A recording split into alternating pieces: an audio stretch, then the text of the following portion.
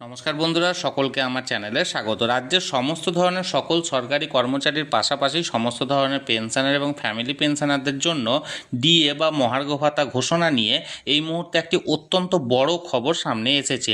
কী সেই খবরে কি বলা হয়েছে সকল কিছু আজকের ভিডিওতে বিস্তারিতভাবে আলোচনা করব। ভিডিওটি অত্যন্ত গুরুত্বপূর্ণ, তাই প্রথম থেকে শেষ পর্যন্ত অবশ্যই ধৈর্য সহকারে দেখবেন এবং ভালো লেগে থাকলে অবশ্যই একটি লাইক করবেন এবং সকলের সঙ্গে শেয়ার করবেন।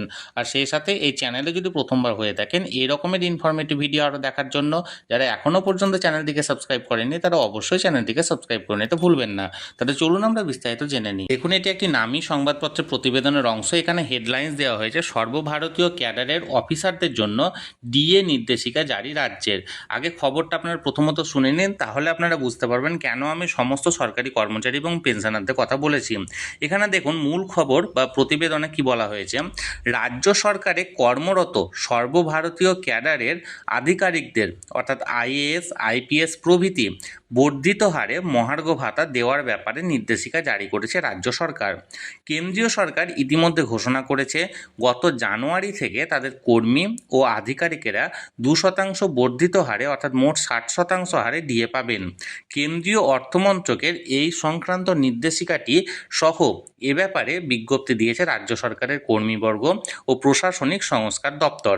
সংশ্লিষ্ট বিভিন্ন দপ্তরকে এই ব্যাপারে অবহিত করা হয়েছে। এবার দেখুন এখানে কি বলা হয়েছে। প্রসঙ্গত রাজ্য সরকারের কর্মী ও আধিকারিকদের 4% বর্ধিত হারে ডিএ দেওয়ার কথা রাজ্য বাজেটে ঘোষণা করা হয়েছিল, যেটি এপ্রিল মাস থেকে কার্যকর হওয়ার কথা ছিল। কিন্তু নির্বাচনী আচরণবিধি সংক্রান্ত জটিলতার জন্য এই ব্যাপারে অর্থ দপ্তরের বিজ্ঞপ্তি প্রকাশ করা হয়নি। নির্বাচনী আচরণবিধি বৃহস্পতিবার থেকে প্রত্যাহার করা হয়েছে। সরকারি কর্মী মহলের আশা খুব শীঘ্রই অর্থ দপ্তরের ডিএ বৃদ্ধির বিজ্ঞপ্তি দেবে। তাহলে প্রথমত, যেহেতু সেন্ট্রাল গভর্নমেন্ট 2% হারে ডিএনএস অ্যালাউন্সের একটা ঘোষণা করেছে, তাই যারা আমাদের পশ্চিমবঙ্গে যে সমস্ত সর্বভারতীয় ক্যাডারের অফিসাররা আছেন তাদের জন্য ওই 2% হারে অতিরিক্ত ডিএনএস অ্যালাউন্সের ঘোষণা করেছে রাজ্যের অর্থ দপ্তর। এর পাশাপাশি যেহেতু সমস্ত সরকারি কর্মচারী এবং পেনশনারদের জন্য ভোট অন অ্যাকাউন্ট বাজেট পেশ করার সময় 4% বর্ধিত ডিএর কথা ঘোষণা করা হয়েছিল, কিন্তু নির্বাচন বিধি লাগু থাকার জন্য বা নানা রকম কারণবশত ওই ডিএর কোনো জিও বা গভর্নমেন্ট অর্ডার জারি করা হয়নি। তাই সেই ডিএ থেকে বঞ্চিত রয়েছেন সরকারি কর্মচারী এবং পেনশনাররা। এবং এই ডিএ সংক্রান্ত অর্ডার সেটা 4% হতে পারে বা তার বেশি হতে পারে।